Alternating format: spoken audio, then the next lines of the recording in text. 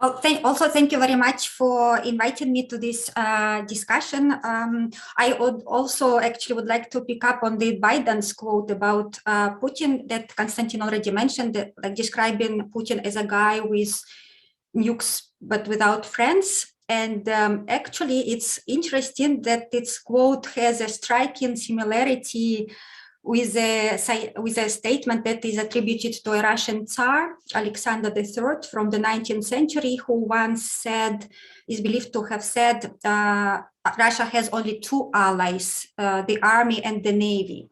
And actually, Putin is also fond of quoting Alexander III. So I just wanted to add here a little bit of historical continuity, so to speak. But I actually wanted to focus on one point, basically also trying to explain or understand Russia's foreign policy. And I wanted to focus on Russia striving for a great power status and how it connects to Russia's understanding of its own security and also how it concerns Russia's territorial integrity.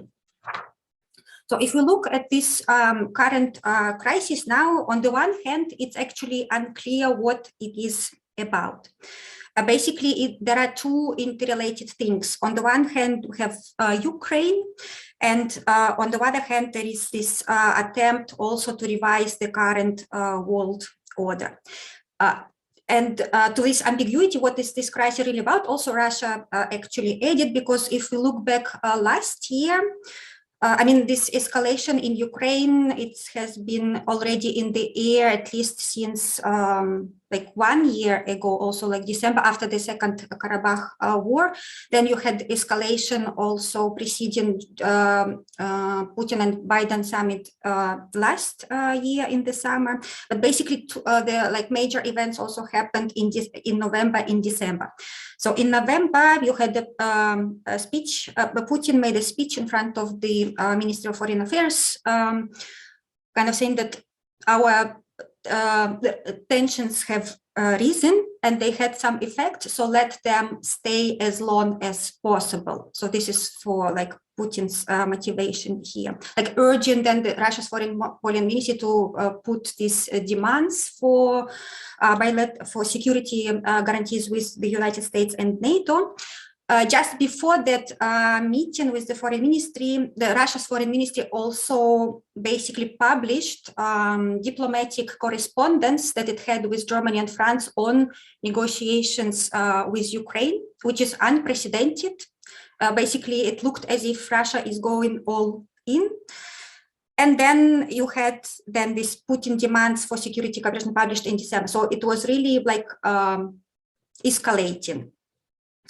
And then we had these negotiations with Russia, like with US, NATO, and OSCE in January. And in this, once this, like it was within a week, but what became clear when these negotiations took place is that there is this kind of discrepancy in the debates. So in the West, and it was actually the result of these parallel things with Russia's demands and what was going on in Ukraine. So on the one hand, in the West, you have the debate which is focused very much on Ukraine and whether Putin actually plans to invade it.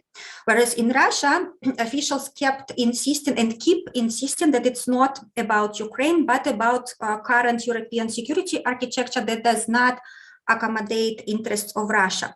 But on the expert level, also inside Russia, there is actually a discussion that, like, the key question of which is actually whether it is possible to revise the world order without having a war, which is also historically kind of doesn't have a precedent. So why Russia now wants to revise like the security structure in Europe, but also like the current, why it's unhappy with the current world order?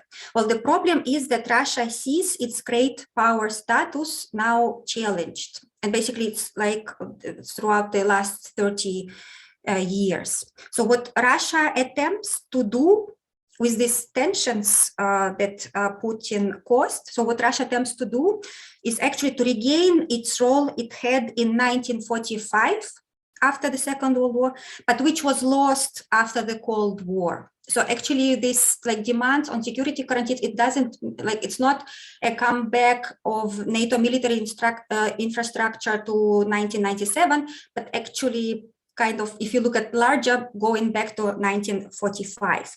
Now regaining the Soviet, like regaining for Russia the Soviet role of 1945 does not mean restoring Soviet Union in terms of like assembling territories. And here I would also very much agree also with Konstantin that Russia has been experienced really significant problems in its near abroad. But what it does mean, this striving is actually restoring geopolitical role that Soviet Union once had.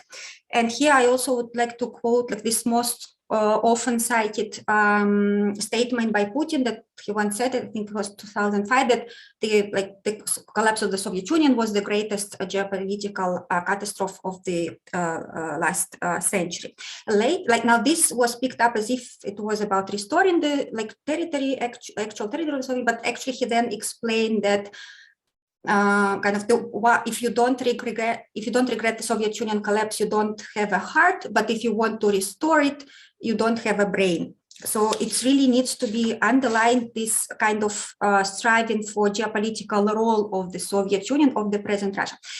Now the question is why and how great power status matters for Russia. And here this concern about great power status is very much closely interlinked with perhaps the most sensitive concern of Russia, namely its aversion to regime change. So in Russia, there is a widespread conviction that Russia cannot be conquered from abroad, but it can be destroyed from within. So basically, in understanding of in the political establishment, and I wouldn't even limit it to Putin, but also before Putin, starting from late 1990s. So regime change in Russia equals very much loss of state as such. And here is perestroika has been significant. In perestroika, this reforms undertaken in Soviet Union actually led to collapse. This regime change led to the loss of the state as such. So actually in this paradigm, only having a geopolitical role on the international arena can secure Russia as a state, or to put it even more precisely, its territorial integrity. So preventing regime change, actually coupled also with the striving for recognition as an equal from the West, this kind of recognition of Russia's geopolitical role, was also key motivation for Russia when it intervened in Syria. So in Syria, it was not so much Assad that Russia wanted to keep in power, but actually preventing this regime change that sparked by all of this colored revolution. So it was basically, the concern was there that this colored revolution would eventually reach Moscow itself. Now, what does this striving for a great power status of Russia mean for the current crisis? Like what Russia wants to achieve? Basically, Russia, the key concern here is that Russia wants a new line. That line used to be Berlin Wall during the Cold War, right? You had a clear division. You knew who, the spheres of influences have been clearly defined. But now, in thinking of Russia, you don't, Berlin Wall did not disappear. It just moves, it keeps moving closer to Russia. But this leaves us with two open questions, where this new line is going to be drawn, but also how, right? So because Putin raised these tensions, but now once they are there, it's also difficult to control them. Briefly, just to add about this idea correlation of forces, but I'm not that much familiar with military equipment, but I would simply add perhaps to the military capacity, we also need to add the question, if we want to understand how it's likely to evolve, what is at stake for particular parties in this conflict, right? So what is at stake for Russia and what is at stake for the West? And basically we see also, I would also agree with Lee here, this inability to compromise, it basically has to do that you have here on the one hand interests and then principles, and there you have kind of irreconcilable positions. And to that, so a way out, and I would also like add the question also from a chat, what was about how Russia cooperates with allies, but also competes with them. Like based on, for example, my research on Turkey and Russia, who are like historical rivals, right? More like a dozen of wars in the last 500 centuries. Well, how they cooperate, it's based basically on two principles. First, it's recognition of interests, and then it's a prospect of mutually beneficial cooperation. So I guess I basically picked up this idea from Axelrod, like game theory, shadow of the future, right?